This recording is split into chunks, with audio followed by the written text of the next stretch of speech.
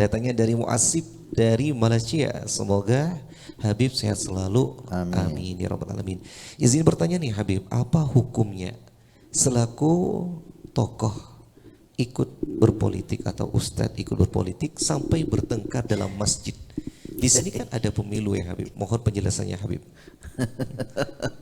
Innalillahi wa inna ilaihi raji'un. Kalau sampai bertengkar ini lucu ya, kayak anak kecil ya. Insyaallah. Kita tidak bisa memaksa orang ikut kita, ya. Tidak bisa kita paksa orang ikut manhaj kita, cara dakwah kita.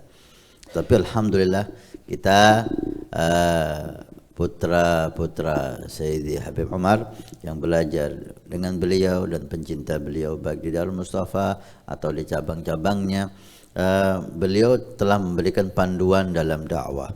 Ini pentingnya guru yang memberikan manhaj kepada anak-anaknya. Beliau telah memberikan panduan dakwah, di mana panduan dakwah, manhaj panduan dakwah beliau Sayyidi Habib Umar, kita para putra-putranya dilarang untuk masuk dalam politik secara praktis, menjadi jurkam atau menjadi pejabat sendiri, mencalonkan dirinya untuk jadi DPR, jadi bupati, jadi presiden. Lah, itu tidak dianjurkan oleh beliau. Karena beliau lihat ketika masuk di salah satu partai,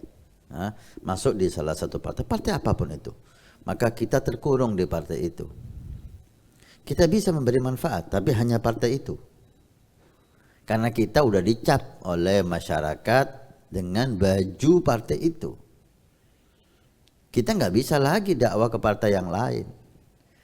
Kita nggak bisa lagi dakwah ke orang lain. Kita hanya lingkup kita, yes itu. Itu yang pertama. Sehingga kita membatasi dakwah yang suci ini. Yang kedua, ketika kita masuk di dalam salah satu partai, kita di bawah partai itu. Dan al-Islam ya'lu wa la yu'la alaih. Para dai membawa Islam. Islam itu di atas, enggak ada di atas Islam. Presiden dan seluruhnya di bawah agama. Maka presiden dan semuanya menjadi target nasihat kita. Maka beliau memilih manhaj yang beliau telah kaji, beliau telah lihat yang paling manfaat, yang paling aman ketika kita di luar semua itu. Sehingga kita bisa masuk ke semuanya, kita bisa menasihati semuanya, dan kita bukan milik semuanya, kita milik Allah. Kita bukan milik partai politik, kita bukan milik pemerintah, kita milik Allah. Kita bukan milik masyarakat. Kenapa saya katakan demikian? Seperti kata Habib Ali Jufri dalam kitabnya, ada orang itu ulamanya pemerintah. Ada ulama itu ulamanya pemerintah. Apapun yang dari pemerintah dia junjung tinggi, dia dukung, dia jadi bempernya pemerintah. Tanpa dilihat itu hak, itu batil, itu benar, itu salah. Nah, ini enggak bagus. Ini enggak benar. Pemerintah kalau baik bisa kita dukung. Kita wajib mendukung hal yang baik. Tapi jika pemerintah ada kebijakan yang melanggar Nabi Muhammad, melanggar syariat Allah, kita harus lepas. Inni bari'un minkum.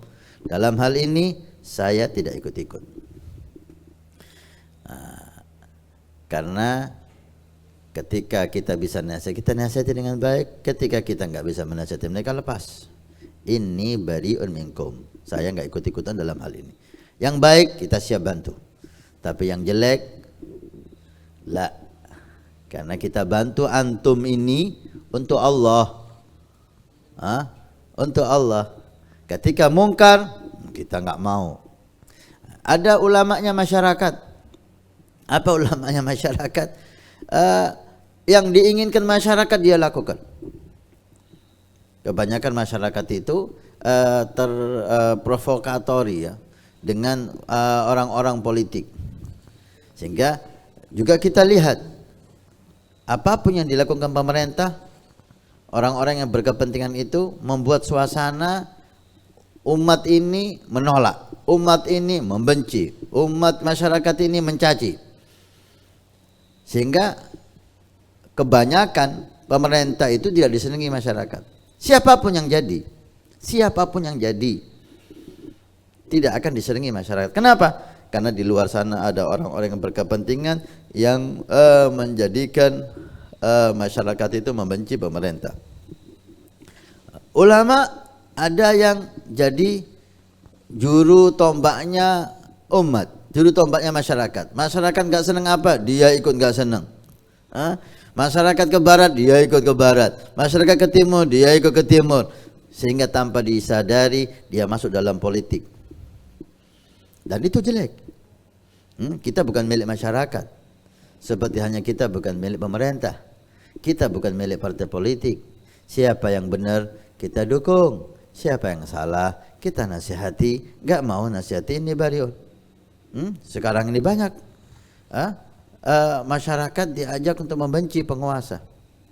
Kemudian tampillah para dai membantu seakan-akan membantu masyarakat, ikut mencaci pemerintah, padahal masyarakatnya yang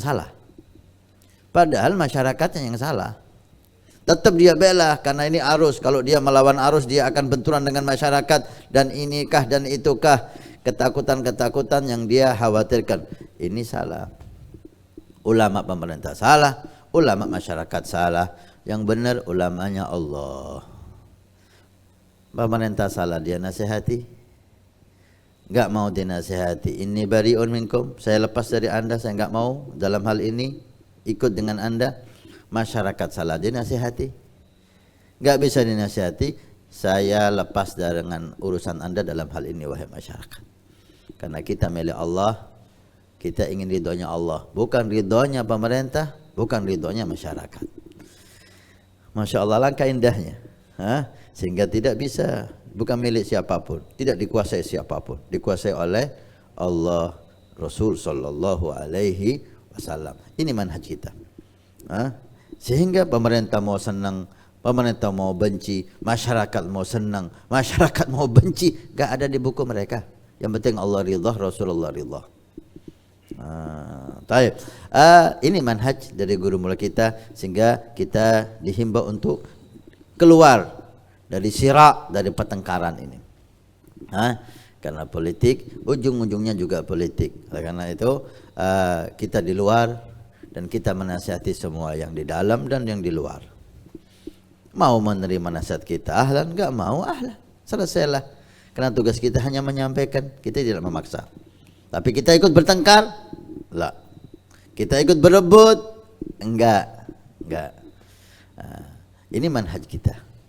Tapi ketika di luar sana ada para tokoh, ada para guru yang punya wawasan, kita harus masuk dalam partai politik. Kita harus menguasai partai politik. Kita harus menguasai kursi di DPR. Kita harus menguasai kursi, duduk di kursi jabatan. Silakan. Kita menghargai Anda. Kita menghargai Anda. Itu cara Anda dakwah, monggo gitu loh. Yang penting jangan kita bertengkar. Yang penting jangan membahayakan negara ini. Jangan membahayakan negara ini. Jangan Anda memprovokatori sehingga negara ini hancur. Nah, itu kita nggak rela. Negara ini sudah diberi keamanan, kedamaian oleh Allah Subhanahu wa taala. Ini nikmat besar. Kita belajar dari Syria, kita belajar dari Yaman, kita belajar dari Irak, hancur. Kenapa? Faktor ulama yang banyak membuat mereka hancur. Ulama memprovokatori masyarakat sehingga menentang pemerintah, hancurlah pemerintah, sampai sekarang tidak bisa beribadah dengan baik, tidak bisa ekonomi dengan baik, bahkan banyak kemungkaran terjadi karena tidak adanya pemerintah. Jaga pemerintah. Kita tidak begitu ambil pusing siapa yang jadi presiden, siapa yang jadi bupati, siapa yang jadi gubernur. Kita tidak begitu ambil pusing itu semuanya. Yang penting kita mohon pilihlah orang yang saleh, yang kedua jaga negara ini.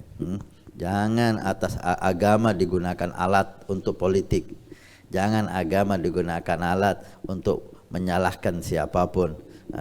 Kita tidak rela agama dijadikan alat untuk kepentingan politik siapapun, sehingga terjadi hal-hal yang tidak kita inginkan bersama.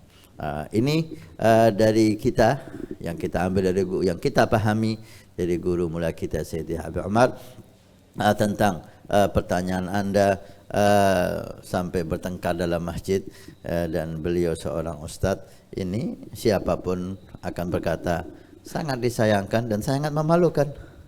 Kalau tujuan Anda dakwah, apakah dengan bertengkar itu membenarkan tujuan Anda? Gitu. Ukhuwah lebih afdal dari segalanya. Ya khair.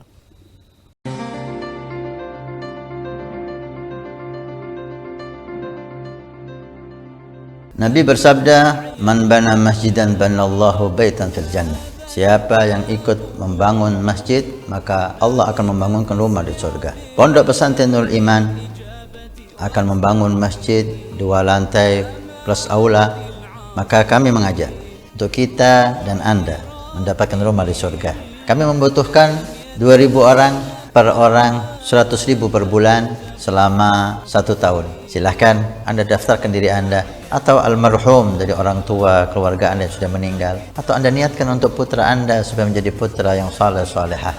InsyaAllah dengan masjid di Pondok Pesantren Nurul Iman yang insyaAllah makmur dengan sholat, qiyamul lail, zikir, majlis ta'lim, belajar agama Allah. Setiap kalimat, setiap bismillah, setiap ilmu Anda dapat pahala. Setiap rakaat Anda dapat pahala.